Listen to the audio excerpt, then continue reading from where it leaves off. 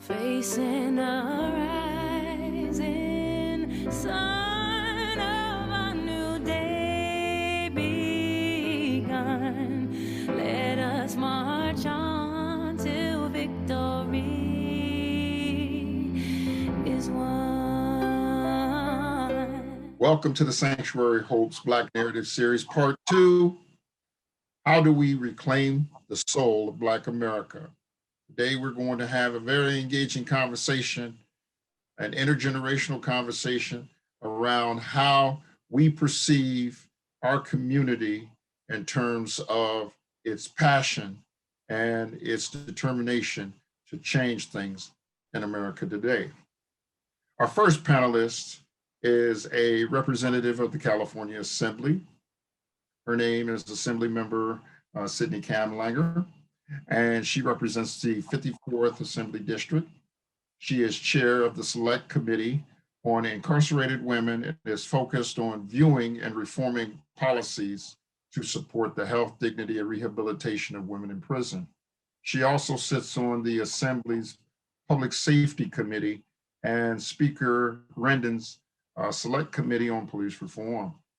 She also serves on Governor Newsom's panel Code Revision Committee, which studies and recommends ways to simplify and rationalize the substance and procedure of criminal law in California. So without further ado, I'd like to introduce to you Assemblymember Sydney Kamlanger Dove. Hello, everyone. I am Sydney Kamlanger, and I represent the 54th State Assembly District in the California Legislature. My district includes South LA, Windsor Hills, View Park, Baldwin Hills, Mid-City, Palms, Mar Vista, Westwood, West LA, and parts of Inglewood, and all of Culver City. I am so excited to be with you all here today to commemorate Black History Month and to uplift Black life. Thank you, Dr. Samad, and thank you, Sanctuary of Hope, for including me in today's panel. Well, I think racial justice is a multifaceted, compound phrase.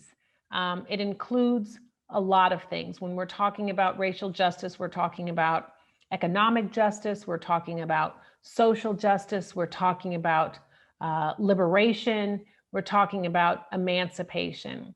And I think that as we continue to fight for social justice reform in our criminal legal world, in our education space, in our environmental space, in our housing space, it is really important that we are looking at all of those issues using an economic justice lens. I think we need to lean into the experiences that Black people have had, that we have suffered, and that we have overcome, and to use those experiences to guide the very necessary and often uncomfortable discussions that we must have about how we invest in Black life in order to uplift Black life, and how we create policies that positively impact Black life so that we can uplift Black life. Our path towards progress is to lift as we climb, to find folks that we can bring with us on this journey, to continue to educate our community members, our allies, and even our detractors about our experiences, about our needs, about our desires, aspirations, and ultimately about our movement. I think our path to progress includes and demands that we are constantly talking, that we are constantly pushing, that we are constantly fighting, but that we are also fearlessly and fiercely celebrating each other. We must continue to celebrate Blackness and own Blackness as we fight for progress. Thank you, Sydney. We appreciate you and your comments and your contributions to our community. Thank you for being involved in this discussion.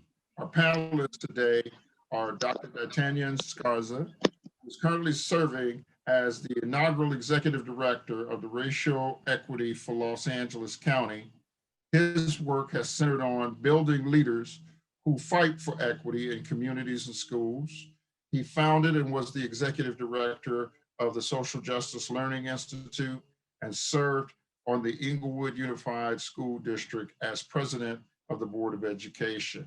He also serves as a lecturer in the Fielding School of Public Health at UCLA, is a UC Regent Emeritus, and is the current president of the UCLA Alumni Association. Welcome, Brother D'Artagnan. Why don't you give us a couple of comments on what you're doing and why you are participating on this panel today? Yeah, thank you so much for that, Dr. Samad, and I really appreciate the opportunity to join you all today.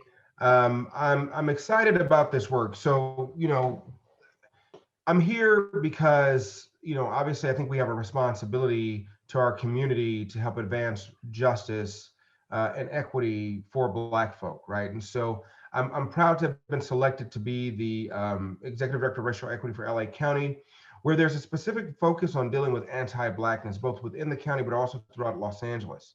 And for me, right, anti-Blackness is sort of has been around since the founding of this country. Back when we were considered property and when our forefathers and parents and mothers were considered property, all the way to where we are today, where even though we were treated as second-class citizens for generations, we're still dealing with the effects of structural racism. So, this panel, right, we're going to focus on reclaiming our soul, to me is also about reclaiming our bodies, reclaiming our future, right, reclaiming what is in many ways due to us, so that we can heal from these generations of racial trauma and from generations where we've not had the opportunity to be as self-determined as we ought to be. Fantastic. Our next panelist is Mr. Bernard Dory, who is a strategist and advisor. He's experienced in policymaking, campaign management, and multi-sector coalition building for community advocacy. His work has focused on community economic development, workforce development, public safety, strategic planning, personnel supervision, community organizing, and program development. We'd like to welcome Mr. Bernard Dory. Brother Bernard, you want to give us a couple words as to why you are part of this Black Narrative series and what you're doing out in the community? Thank you, Doc. Always good to be around good brothers and sisters. Honored to have been asked to join. And just, I think the answers are pretty simple, and I'll probably get into more substance as we go through the discussion. I'm a self-described, publicly stated Black nationalist, Pan-Africanist. That's how I see the world.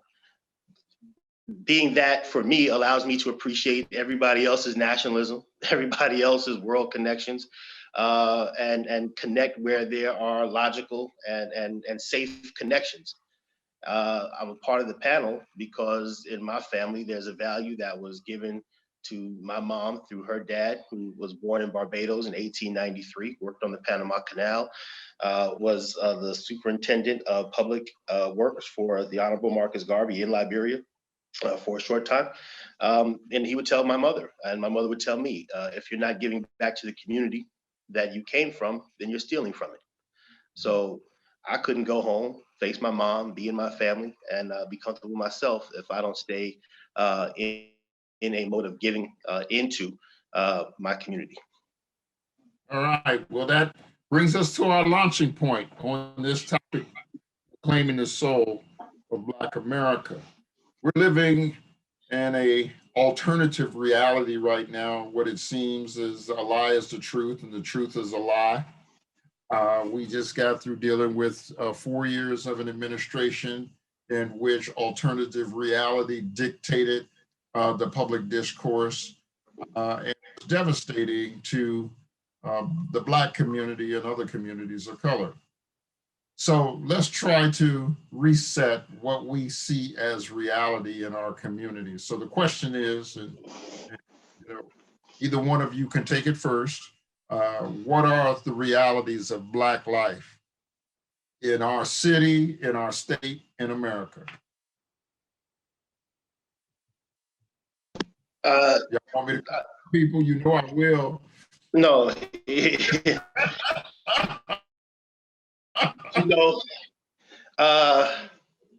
Yeah, it's pretty awesome, even thought to get involved with, because there's so honestly filtering Black folk, Black politics, Black economics. I'm like, well, which swash of Black folk are you talking about? Which one are you tolerant of? Because there's a whole lot of non-tolerance in a lot of those discussions. Then there's a lot of assumed tolerance in a lot of those discussions. And so I'm rooted in this answer, and something I heard Dr. Eddie Glaude talk about in the whole that man who was president recently. He is indicative of something. He's not a guy by himself. He represents, as we're now seeing more and more and more, he represents a thought, a manifested being that has been deep rooted and comfortable with having their way here. And the conflict now, because it hasn't, we thought we were in conflict before, but this is real conflict. This is real conflict, and we haven't even seen the zenith of the conflict yet, I don't think. And so I'm rooted in that, and then I'm also conscious of the idea that there's a work by Dr. Derrick Hamilton, who happens to be a good friend of mine from the New School. I'll share the link, and Doc, we should probably get him to your institute. And I had the pleasure when I was a district director for Assemblymember Kamlager, hopefully soon to be senator, we believe that, to host him at an economic summit that we put together. And part of this work, he says, it used to be that we thought education was the way out of poverty and into well-being for Black folk. But the number one indice of all those indices that he lists up in this study is our health. That, health is the number one indice. And I'll share some more with that later on. But in so thinking that our mental health, our obviously physical health, sexual reproductive health, and all other types of health that we have not paid good attention to, don't have a good relationship with health systems concerning, and don't have access to, can't afford. We just had a friend at our house, our family house, who had a form of bone marrow cancer. Her medicine for her cancer is $28,000 a month. $28,000 a month. It's ridiculous. And so where do you get in, and which Black folk are you talking about? You talking about the ones who worked at the post office, were teachers for years, retired, got a house in Windsor Hills, Baldwin Hills, and now they're cashing out and moving to the South. So they want property values to go so they can maximize? Or do you want the younger ones who are, I'm cool with a really small apartment building that doesn't have parking underneath, or folks who are just kind of community stayers? I know Dr. Scorza has been involved with this for a long time, deeply, and he'll have a lot to say about that. But there's some schisms that we got to address. So I don't want to be long, so I'll just leave it at that. Okay, before I go to you, Brother D'Artagnan, I'll introduce our fourth panelist has joined us. And it's certainly good to see you because, we get sensitive when we have discussions and don't have any women on the panel. Right. I just called on them, yes. And there was this long pause. So as a career professor, yeah, automatically Black male students, they're not going to volunteer and answer. They're going to wait for you to call on them. Absolutely. That's cultural, gentlemen. Yes. So let me introduce our fourth panelist. It is Gemma Smith Pollard. She is a pastor, motivational speaker, author, life coach, radio personality, and community activist. She is the program manager for the USC Cecil Murray Center for Community Engagement and the pastor of the Word of Encouragement Community Church in Los Angeles. And she goes by the street name. Her street handle is... I got street handle. I got street cred. That's right. You got street cred. So you take a minute, as the other panelists have, and tell us about yourself and what you're doing in the community and why you're part of this Black Narrative series.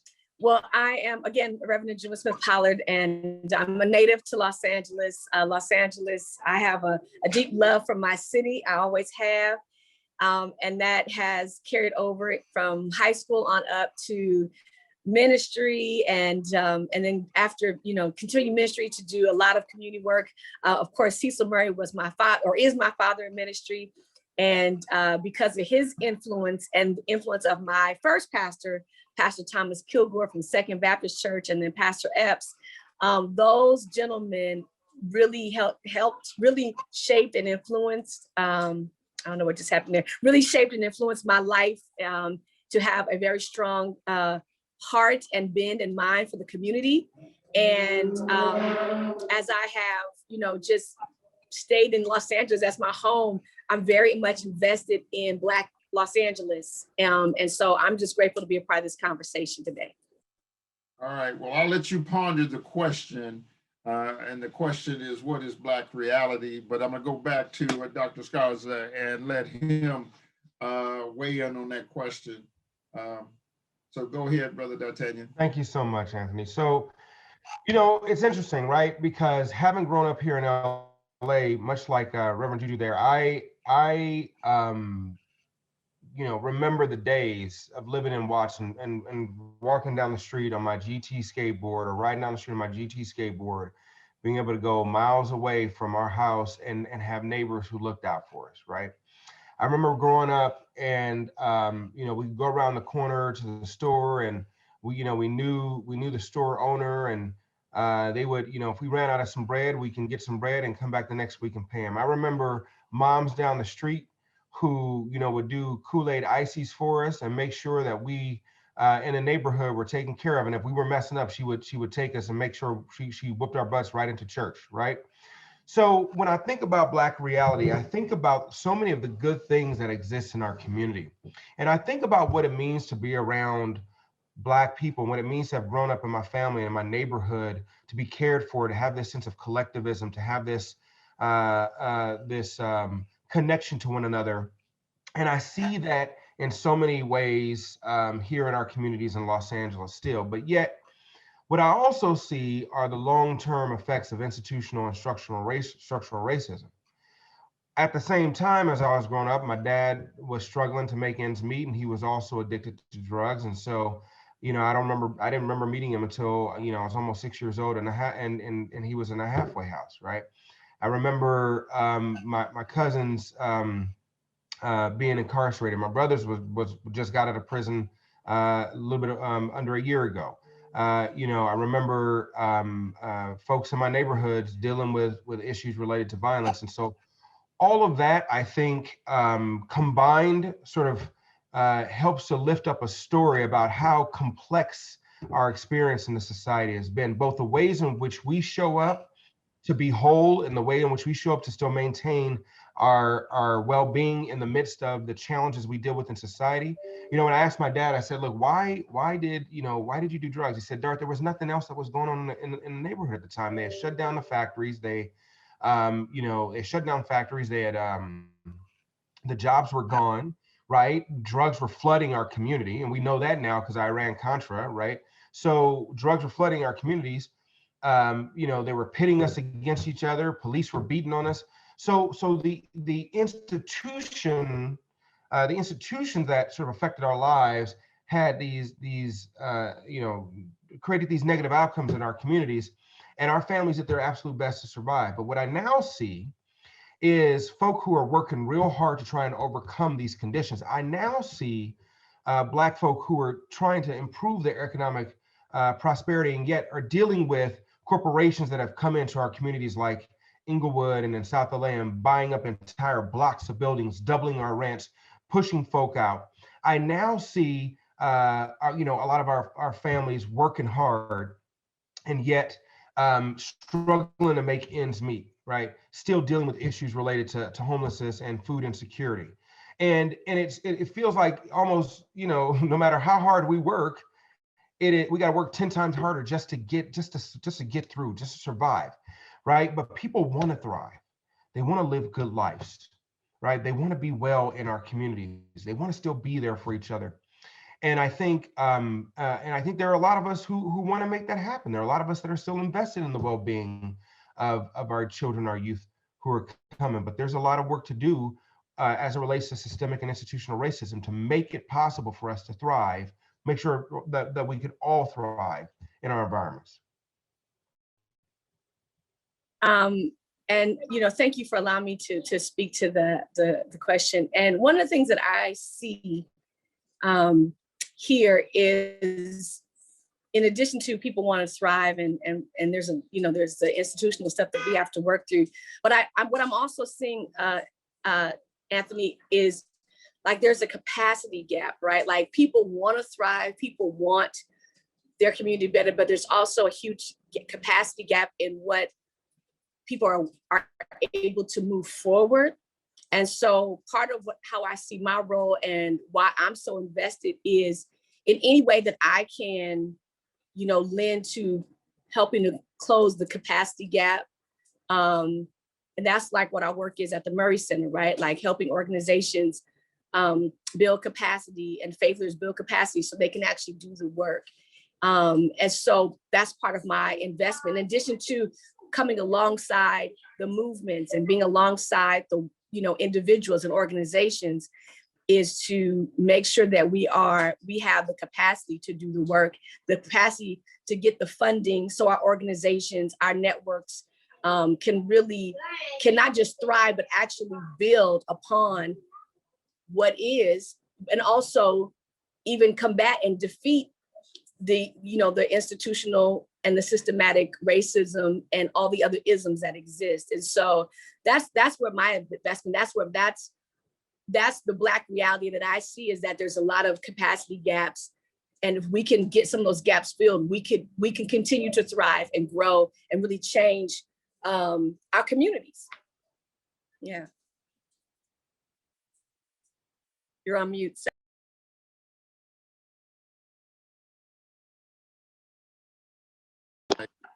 Here's what I say about the question, because I'm looking at it from a different vantage point. You guys are a generation behind me, maybe even two. And I see the rope slipping. I see that our community in the last 30 years created a false reality that we expected racism, if not to go away, to certainly reduce itself in certain capacities. And we use terms now like institutional racism, systemic racism, that has been in place all along, but institutions and systems are run by people, okay? The knee on George Floyd's neck was not institutional racism. That was a white cop who intended to carry out a public lynching, okay? And speaking to the Association of Black Employees last night for their Black employees, the number of Black employees in the city of Los Angeles is dropping like a thermometer in the wintertime. Government jobs built the Black middle class, post office jobs, bus driver jobs, jobs with the city, jobs with the county, jobs with the state. Black people are no longer getting those jobs. Those are good wage jobs with good health benefits. And that's how people were able, Brother Bernard, to buy their homes in Baldwin Hills, move from the east side to the west side. Now they're selling them homes on the west side and find out that they can't even afford the houses on the east side anymore. They got to move out of state. We are being priced out of Los Angeles. We see the number of students going to college being reduced. They say education is the great equalizer. There's a lot of folk who either don't want to take on the debt of college, or they believe that their life circumstance dictates that they go out and work in a trade somewhere. We see a whole generation of folk not putting the emphasis on education that we once did, or our parents. Our parents didn't ask us if we wanted to go to college. They told us, you're going to college, okay? And so in that kind of reality, the circumstances that our community face, while they're dire, there has to be a critical mass of folk who say, we have to undergird these institutions. Like I like to say when I speak to people, we have to block for the young folk. Part of our problem is, leadership won't get off the field. We still got civil rights folk in public office, and then they want to bury the young folk for declaring that they want to run for office. We have a lot of issues relative to leadership succession. And so we have to give an accurate account of what our reality is before we can correct it. Before you can help a business build capacity, you got to have a business first, and you got to have a bank line. This whole play of borrowing money against your house or using your own money and hoping things jump off. What COVID has showed us, this brief disruption has caused a whole lot of businesses to go under, because businesses run on cash flow. They don't run on money in the bank, they run on cash flow. So our community is facing a different reality than other communities are. And the one thing that we have to also acknowledge is racism has changed. D'Artagnan, you was talking about anti-Blackness at the top of the show. Racism 60 years ago was bifocal. It was white folk against us, and us against white folk. Now it's multifocal. You have whites, Latinos, Asians, and others, East Indians, who come here and absorb American culture. And part of American culture is hating Black people. That's where the anti-Black races, I'm gonna make it in American culture and I should be okay as long as I'm above the Black man. That's a problem. That's a problem that we see play out. And so we're not just fighting the historical, white entitlement, white privilege anymore. We're fighting other folk who have adopted an attitude of otherness, that they have to, in order for them to achieve, they have to become the model minority. And the model minority is being above Black people. And so that leads us into our next question, okay? And this time I'll call on people so there won't be a long pause. All right. What is racial justice, and how have we defined what racial justice means for Black people? And that's a real interesting question. Y'all should be able to knock that one out of the park on several levels. Dr. Scarza, you want to go first on that one? Sure. I'm happy to go first. So the way I think about racial justice is really about, the way I think about it sort of starts with a basic understanding of what racism is, right? And racism is not only pervasive and saturating, most aspects of our lives, but it indicates a structural and material constraints, right? Racism is obviously sort of the ability to exclude, exploit, or control people on the basis of their race. And when we are dealing with a racist society, we have to first acknowledge its colossal and unseen dimensions. Because what racism does is it limits both self-determination and self-development. And what it also does is it asserts a relationship between those who have power and those who do not. So racial justice is about flipping the script on these power hierarchies. It's about ensuring that people who are without power have the power to both remove the structural and material constraints that exist, but to make sure that not only are they able to transform the attitudes, or rather, not only are we focused on transforming the attitudes and hearts and minds around us, but that we're taking, personal, social, and institutional action to ensure that people who are often left behind are able to be self-determined, that they're able to have self-development, that they're able to achieve levels of sort of success, and they're able to thrive in the context of their environment. In practice, what this looks like is communities where there's significant investment in things like parks and schools, where the air quality is not crappy and where you're not having to live near a plant that is leaking battery fluids into the local water supply, causing your children to be sick or to have cancer or to have bodily harm occur to them, right? It looks like you being able to get a decent paying job or a well-paying job and afford your rent. It looks like your children getting access to good health care, and you being able to buy good food instead of having to just solely go to fast food restaurants, right?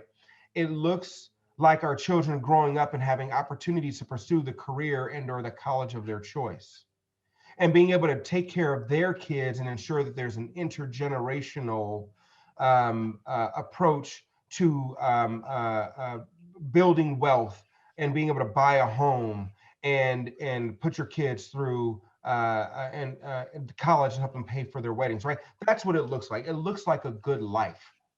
Racial justice is about us having a good life and not at the expense of other people. And I would add to that,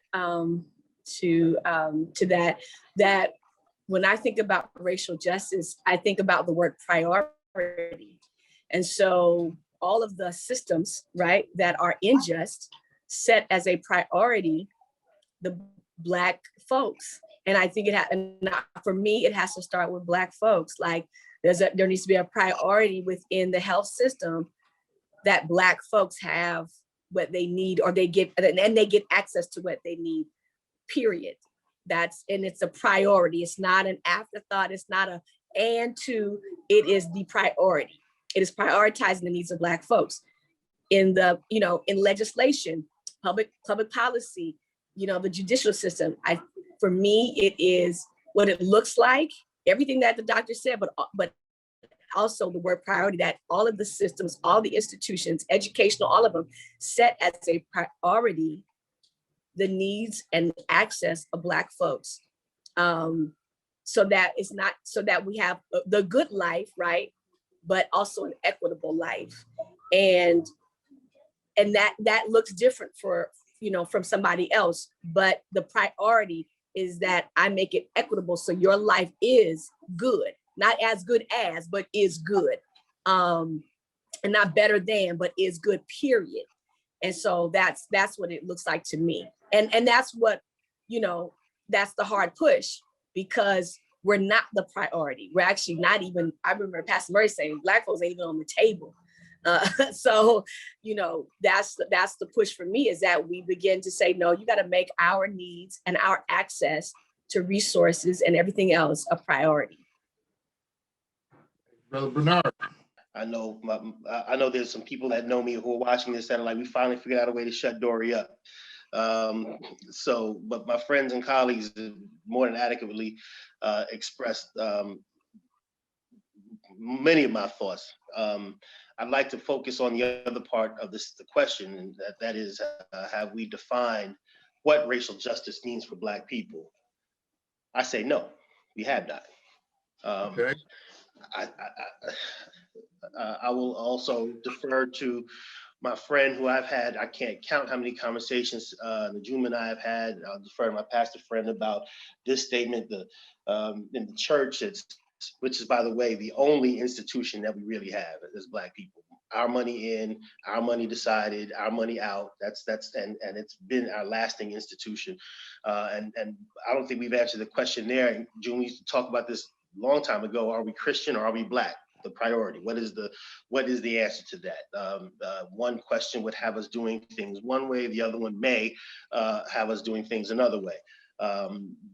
In other institutions, even our progressive organizing culture, we are amalgamated with the interest of the many others.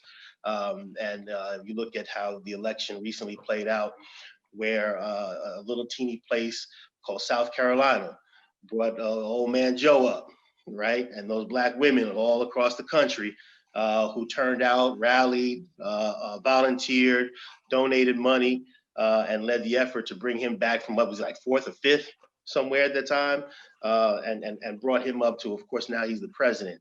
But again, the differences in our collective selves as a people, economic, health, age, gender, so forth. We haven't reconciled any of it, nor have we been bold enough, and I'll say this knowing that some of my current and past clients and bosses might look at this kind of crazy. We've got to ask our leadership, if you're going to be in office, can you make the distinction for us? We know you have to govern for everybody, but so is that lady in Georgia that's going crazy, that everybody's trying to kick out of Congress. She ain't concerned about everybody. She's concerned about her folk. So we've got to get a little bit more lucid about our relationship to ourselves as a collective, the resources that contribute to whatever our definition or definitions of justice are, the administration, the administrators of the resources for the justice. And my answer to that is no, we have not. I'd love to engage more in it, and I appreciate the work that's happening on panels like this with people like you who are forwarding. Okay, well, I agree with some of what all of you have said. You know, I have to say, Reverend Juba, their God ain't our God, okay? I was looking at January 6th, and I was like, No, and Christianity got some explaining to do. Listen, I agree. Their God is not our God. I agree with you. I agree that there is an American God, and then there's a different God for everybody else. I agree with you. And I actually teach that in my church. I don't know if I can eat that sandwich anymore. and I actually share that with people in my church that there's a Western God. There's a Western American God, and then there's a God for everybody else. And having traveled to Africa and China and India, it's a different God for America. And I agree with you. I don't disagree. That was a tough one to digest.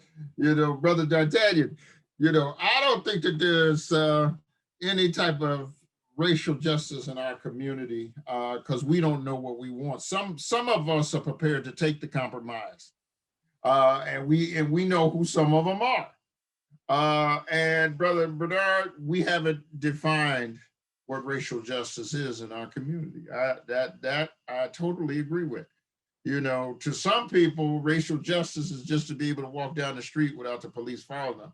You know, other people, racial justice is, you know, being able to get the same sentence. You know, Black people will never have justice in America until America stops being racial.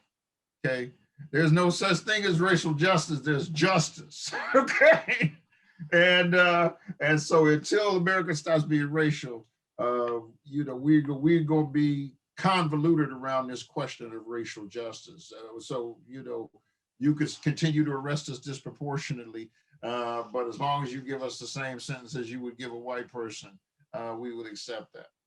Now here's the controversial question of this particular panel. Are we in a period of racial reckoning, or are we engaging in symbolic actions of racial justice? Okay. Reverend Juju, you want to go first this time? Sure, I'll go first. Yeah, pray for us, Rev. Pray for us on this one. Are we in a period of race? You said racial reckoning? Racial reckoning.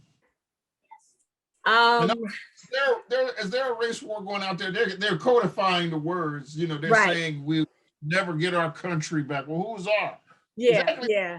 I would say when we oh, that's a tough one.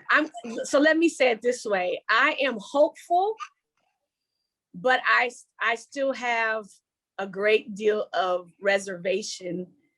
And I don't know if we're in a period of racial reckoning yet.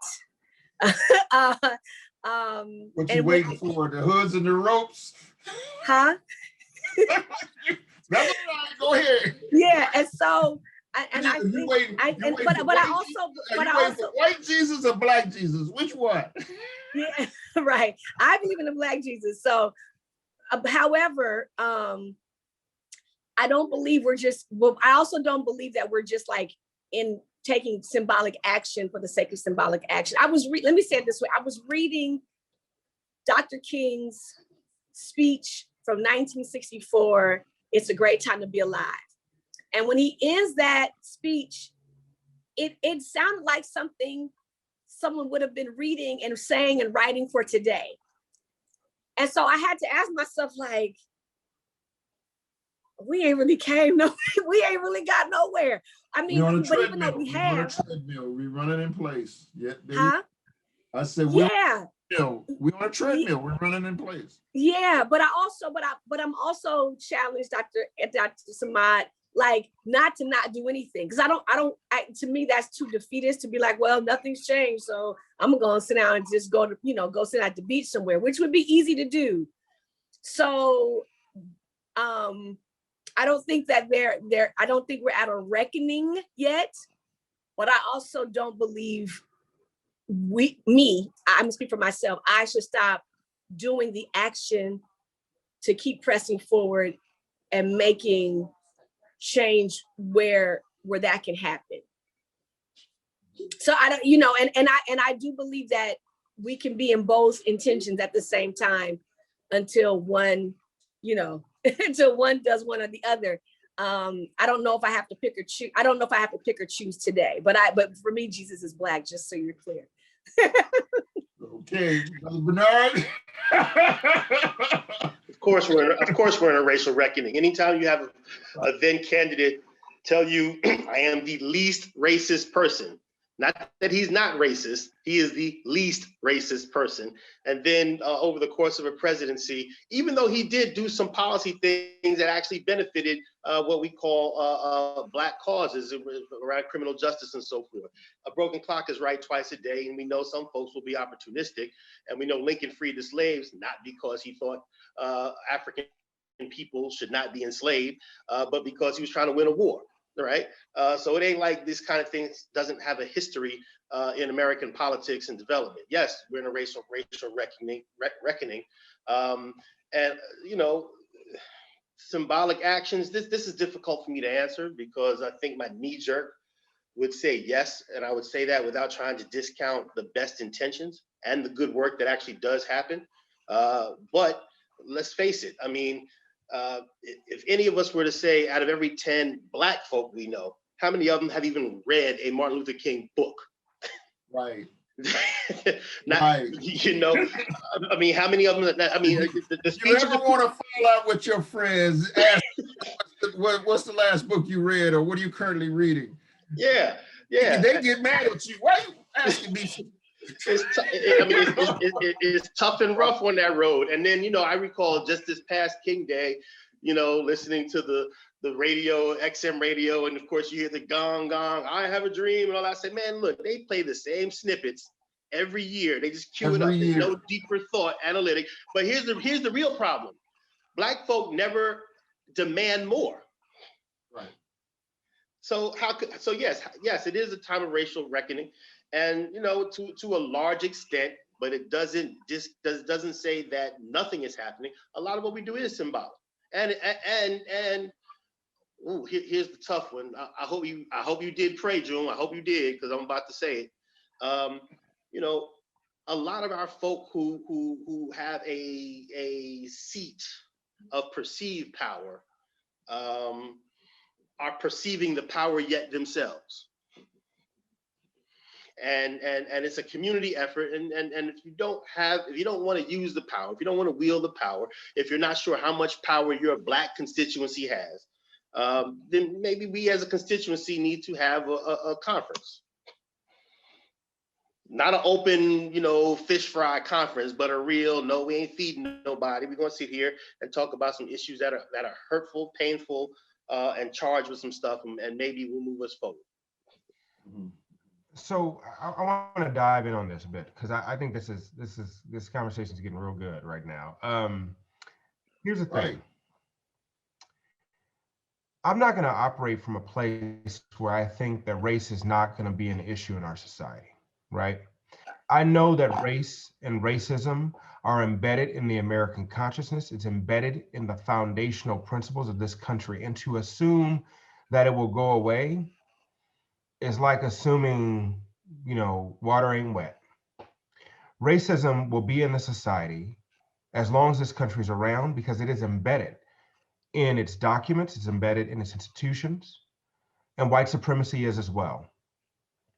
So as much as I love to say that we should all be treated like humans and we'll all be, you know, treated, and race will never be a problem, I think this past 4 to 6 years has proven to us what many people did not want to believe, right? Which is that this country in and of itself sort of upholds these principles of race and racism. Now, to achieve justice in a society like this, without acknowledging the colossal and unseen, often dimensions of race, means that it won't ever be justice, right? Because this country's DNA is based upon these constructs of race. So when I think about racial justice and I think about the reckoning in the moment that we're in, what I see is people being at least willing to, to acknowledge that this is a problem. Whereas during Barack Obama's years, they weren't even willing to acknowledge it. Furthermore, I'm also not going to act like Black folk aren't doing well in certain segments in our society. I'm not going to act like there aren't opportunities that exist. And I'm not going to act like there aren't people in our communities that are thriving or actually trying to do well by each other, right? What I will acknowledge, however, is that the moment we're in is much like the moment we were in after King died. The moment we're in is much like the moment we were in the 1920s, right? During the Tulsa sort of race massacre, that history consistently repeats itself. But if I don't acknowledge the hard work of my ancestors and the blood that they shed to get us to where we are right now, I am doing them a disservice, right? They fought hard to make this country live up to its principles and to help it have a conscience that is not embedded in who it is. Now, I say all that to say, and to help answer this question about whether or not we're in this moment of reckoning. For me, a reckoning is sort of not just a matter of one awakening. It's really about this tension that exists and whether or not this tension is going to lead us somewhere and hopefully lead us to a place of healing. And in some cases, with other groups, may lead us to a place of harm. Are we in that moment right now? That has yet to be seen, because to the point that I think all of you have made, there is not yet a fully cohesive collective strategy to reconcile the harm that's that has occurred, right? The harm that has happened, the harm that's occurred. So the reckoning piece of this conversation is not yet determined, because the strategy upon which we will make that reckoning occur has not yet been developed. And so now, I'll just leave it there. But is the opportunity to reckon there? Yes, it is. Are we in a moment where we can actually achieve some sort of reckoning? I think we are. I think and I want to add something very divergent responses, but go ahead. And I want to add something, because I think, like, as we're talking about this issue of race, and this may not appeal to the masses, but because to I don't want to mess his last name, Dr. Scorza. I don't want to mess your last name up. Did I say that right? Dr. Scorza's point, racial identity, issues around race are embedded in the blood of America. Like, how do you change someone's DNA? You can't. It will always, I don't think that we will always have this struggle. But we also have to strive for improvement and change. But unless America's willing to burn it all down, and people don't like that conversation, burn it all down, we don't mean that literally, but unless you're willing to it's almost like in the Christian context, Dr. Anthony Smythe, where you die to yourself, right? Unless you're willing to die to yourself, unless America's willing to die to herself, she cannot get over this issue around race, because it's in her DNA. She would have to be willing to die to herself, as we understand in the Christian context. And I don't believe she is willing to do that because of those, like, brought up, the power, the leadership. So I think we will always I don't know if that's possible to really get to a full reckoning or reconciliation, but I do believe we can continue to strive to make it better and better and better and more just for everybody, not just for Black folks as a priority, but for everybody in the end. Well, I don't think that America is ever going to get rid of race. This is a period of reckoning to answer the question. Okay. There's only two periods. I used to say in my lectures, there's only two periods in America, and that's racial and very racial. And we're living in a very racial period right now. Now, let me draw a parallel. When things get so bad, you have a moment of reckoning. That reckoning is either with your boss, your significant other. You know, you do something that you know is going to bring an adverse reaction so that you can get to a point where the relationship is tolerable. Okay? That point in America the first time came with the Nat Turner Revolt in 1831. They wouldn't even mention Nat Turner's name for 100 years. Okay, it was Black scholarship that brought the story of Nat Turner back up in the 1960s. Okay, and white folk began to clamp down so hard on Africans and African Americans, Africans born in America, that they just began to walk off plantations. That's basically what started the Underground Railroad. And then white folks was trying to stop them, so they held California out of the Union until they brought forth a Fugitive Slave Act in 1850, okay? And then they tried to say Blacks wasn't a citizen with Dred Scott in 1857, okay? Which then Blacks said, oh, the hell with that. And then Lincoln, the anti-slavery movement gained steam, you know, with the presence of Frederick Douglass, who essentially is the greatest African-American ever because he negotiated us out of slavery.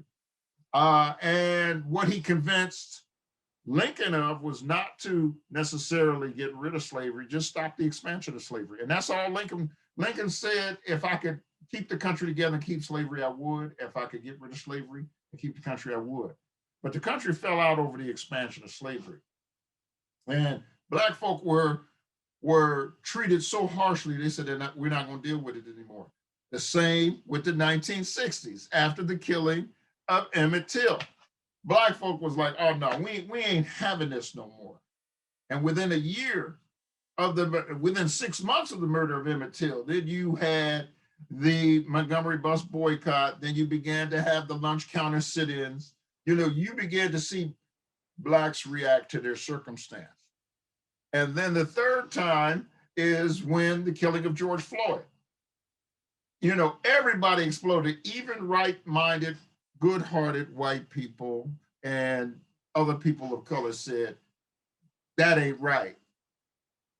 And we've had the biggest global demonstration around George Floyd that we'd ever seen around justice.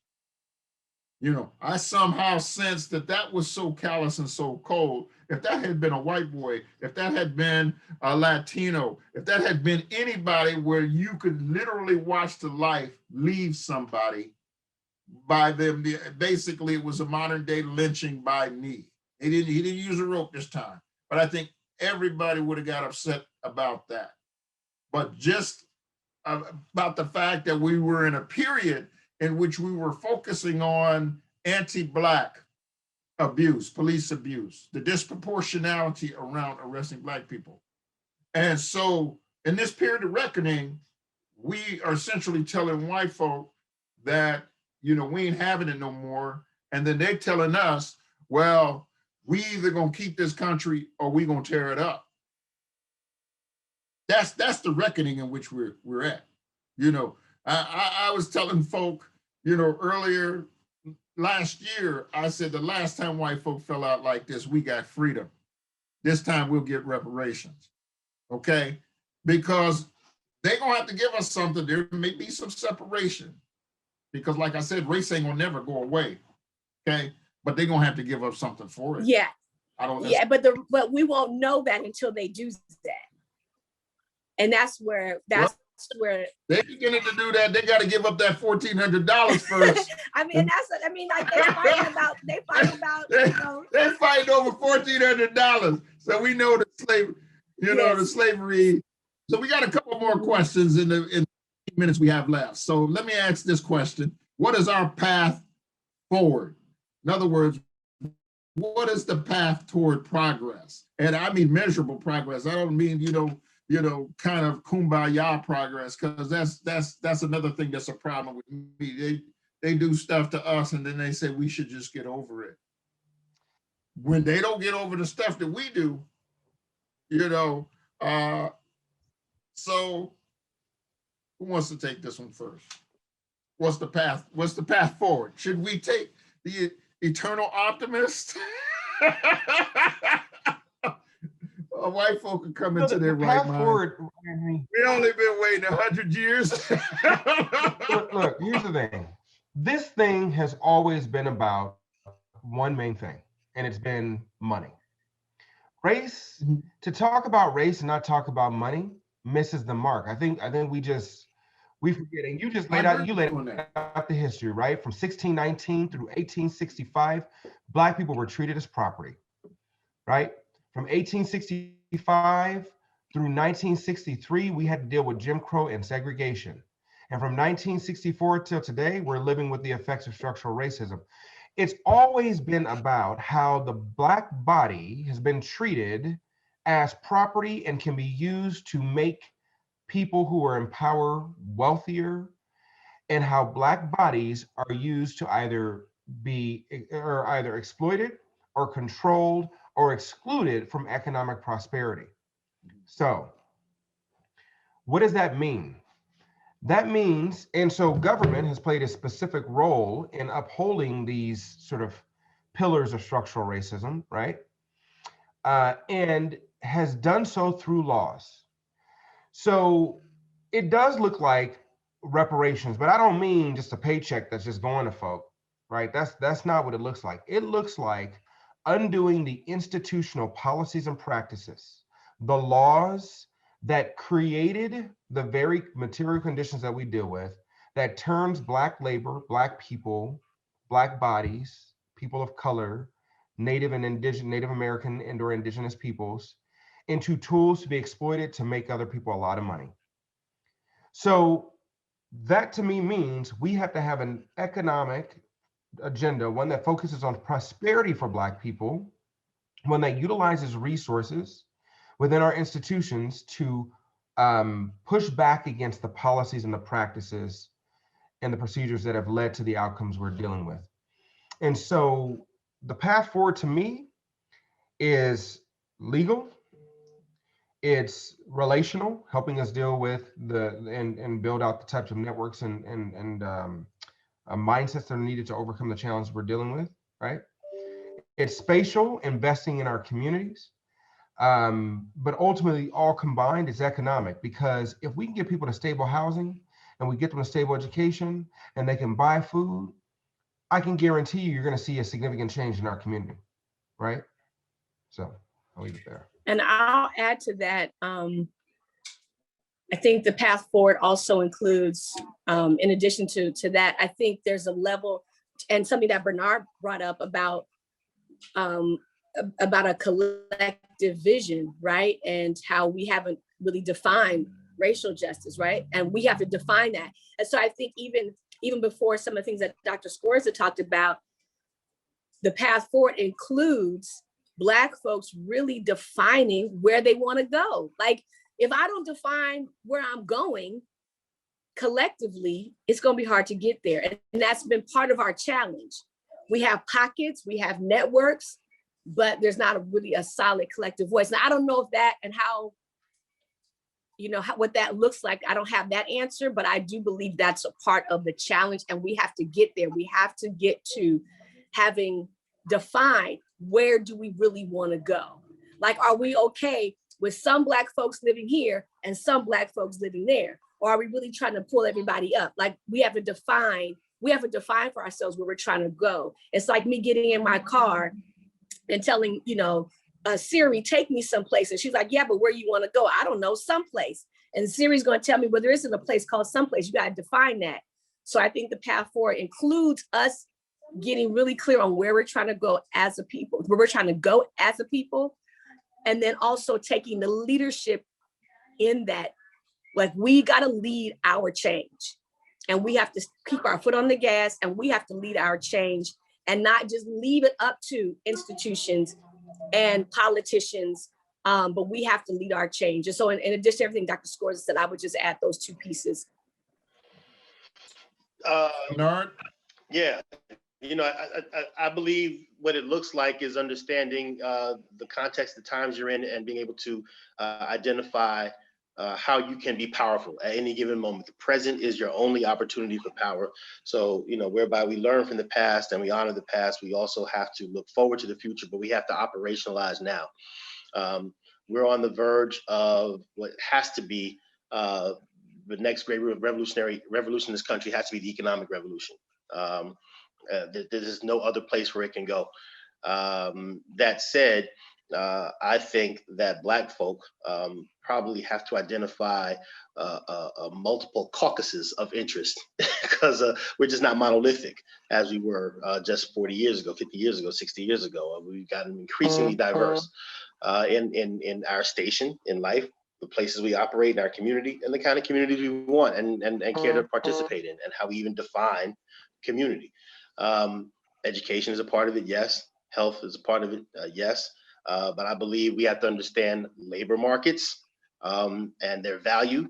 As many of us, as you stated earlier, Doc, have lost not only your job, but you lost the business that gave you your job. That business doesn't exist today, probably. That is a problem. The skill set necessary to even fix the average automobile now is different. It's not about wrenches and hammers anymore. Well, I hope nobody's fixing your car with a hammer, but you've got to have a computer science background to fix the new wave of cars that are coming online.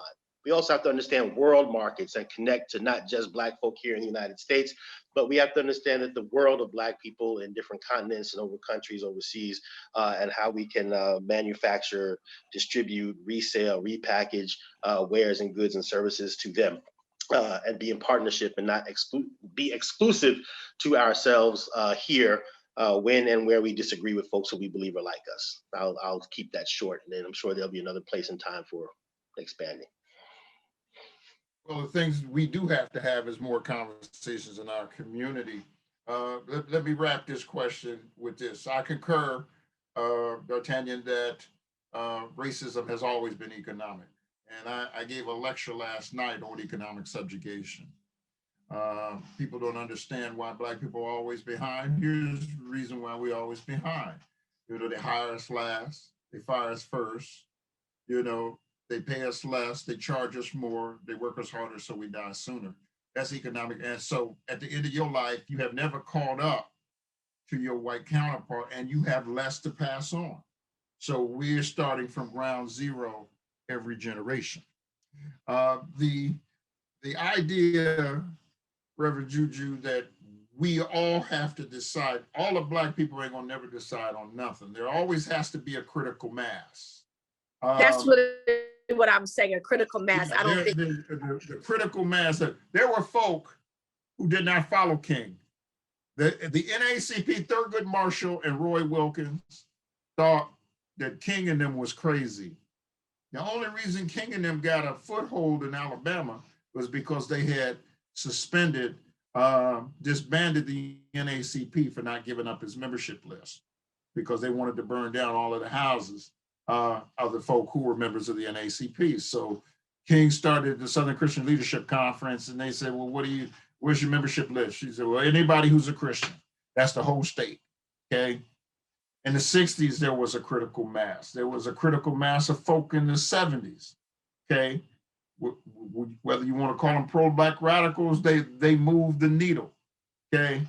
The 80s, for the most part, was a lost decade, even though we did do some things as it relates to Black business. That's where you saw Johnson come up. That's where you saw Black Enterprise come up. That's where you begin to understand there was a network of Black folk with wealth in the 80s. And in the 90s, you know, the hip hop generation just basically, you know, changed and redesigned the world. And it came up out of riots. It came out of a Rodney King beating. It came out of hip hop and rap.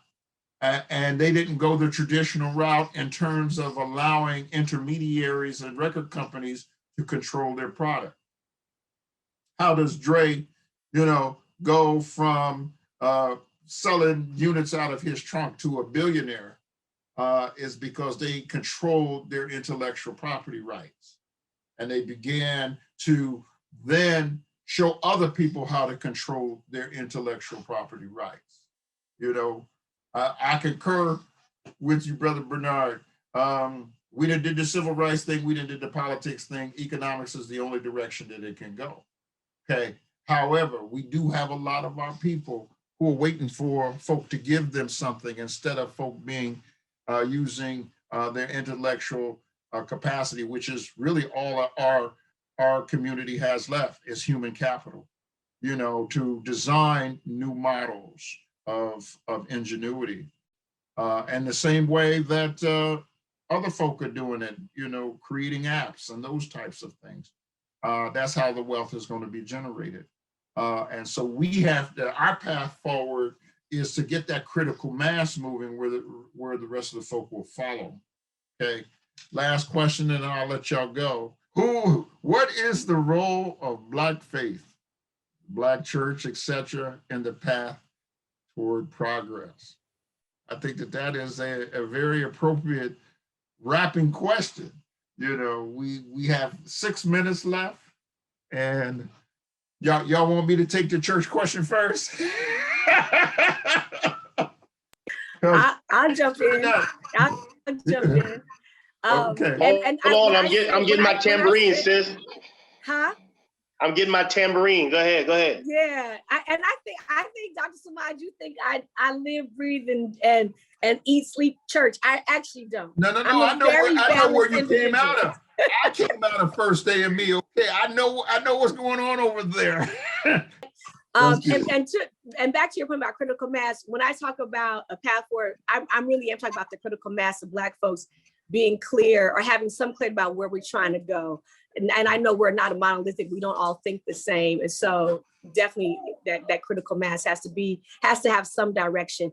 But where I do see faith in this process is the foundation. Like what you believe is foundational to what you do, how you live, how you progress, what path you decide to take forward. So I think faith is foundational, and it's not just a Christian faith.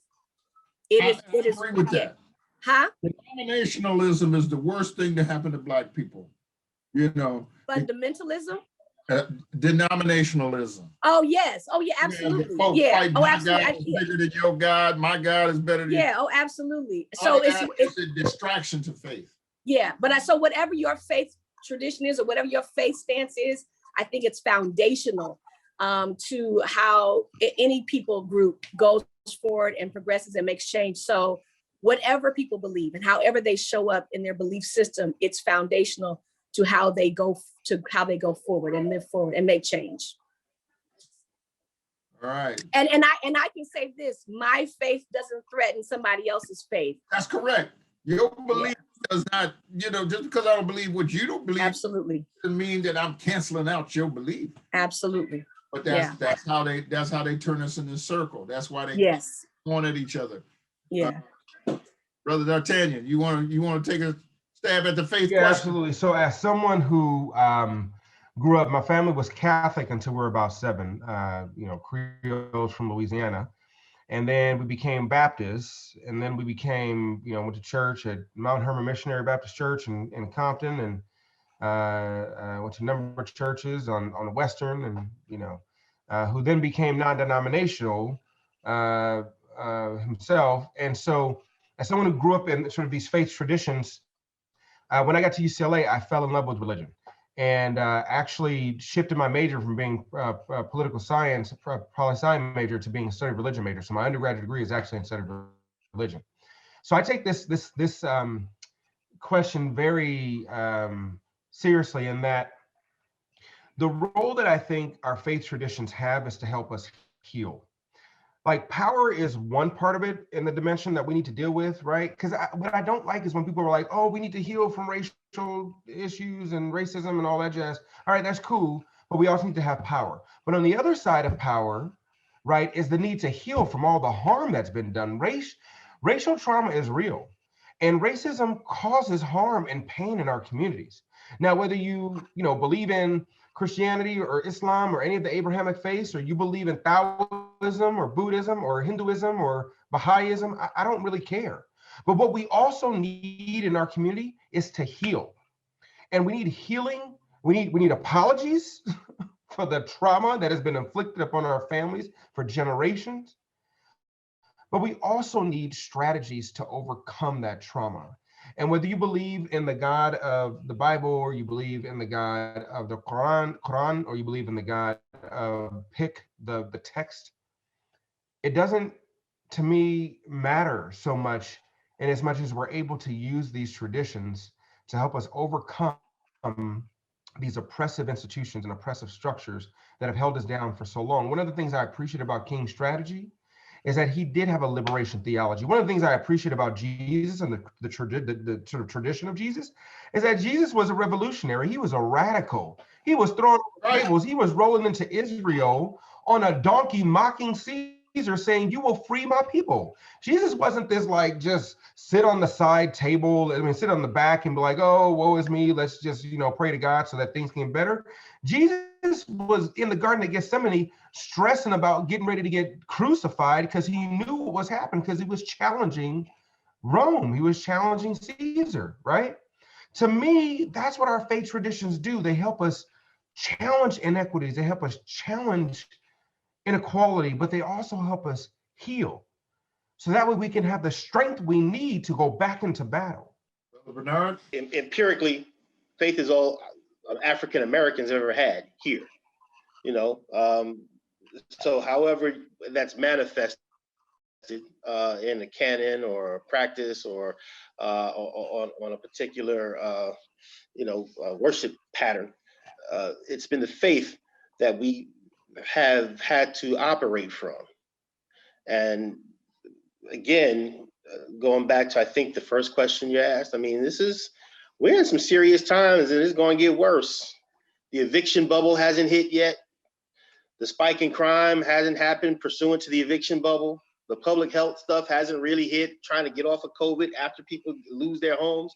And people haven't lost these jobs in waves that they haven't, that we anticipated to come by every standard, every scientific measure. And the only thing that has been our saving grace as a people, however you describe it and or practice it, has been a prophetic faith, one of action and one of unification. And so I suspect that the answer to this question, that the role that faith will have in our progress toward our path toward progress will be foundational and catalytic. All right, I concur. I believe faith plays the role of helping us overcome our fears of our oppressor and overcoming death, okay? Because the only ones who have ever advanced in this society are those who have challenged the Rome of the day, the Caesar of the day, challenged the status quo, and they didn't have a fear of their oppressor, and they didn't have a fear of death, And so that has been the role of acknowledging something greater than yourself, is that you would be covered in that faith when you got on the path to righteousness or do right, and that's one of the things I love about the Bible and Christianity, is God laid out, how he used all of the prophets had flaws. There were no perfect people except the last one. And they knew, and God knew they was going to kill him, and he had to show that there was life after death. But every other prophet in the Old Testament, and at least 10 out of the 11 disciples if you had flaws, you might want to take Paul out of the mix, but there's some debate there too. But anyway, this has been a very invigorating conversation, brothers and sisters. And what we're trying to do with this Black Narrative series, and kudos to Janet Kelly and Sanctuary of Hope, is to get Black people to start thinking. Yeah, Black Lives Matters, but thinking lives matter too. That was a mantra that was created by the youth at Cal State University Dominguez Hills when we had our second Millennial and Gen Z Symposium. You just can't be out there in those streets directionless. You gotta be able to think through this problem, because you gotta think through struggle, okay? And for us to continue to have these conversations, bring more people to the table, take us out of the realm of anti-intellectualism that is basically steering a lot of the behaviors in our community. And it basically lets people know across generations that we do have a segment of thinkers and actors and movers and shakers in the society that are serious about this engagement and are willing to put their views out front. Everybody can sit on the couch and Monday morning quarterback. Everybody can, sit down at the barbershop and talk about what they think or don't think, or the nail shop or the beauty shop. The bottom line is to be able to put force behind your thought. And that force comes in the form of action and intelligent action. So we thank you all for joining us. We thank the audience for sticking it out with us, and we hope that you join us next week in the Black Narrative Series Part 3. Thank you. Good day. Thank you, Dr. Smart. Thank you, Dr. Samad. Thank you, everyone. So if you enjoyed this conversation, be sure to join us for the Black Narrative Series Part 3 and Part 4. They will be just as interesting conversations as this one, particularly when we look at the harm that has been done in our community. Part 3 is entitled Healing from the Harm, and Part 4 is talking about post-pandemic politics, what's in store for Black folk. We certainly want to be a part of those conversations because we've been most impacted by the pandemic, COVID pandemic, as well as disproportionately placed in work, housing, homelessness. And these are all things that we are going to need to talk through.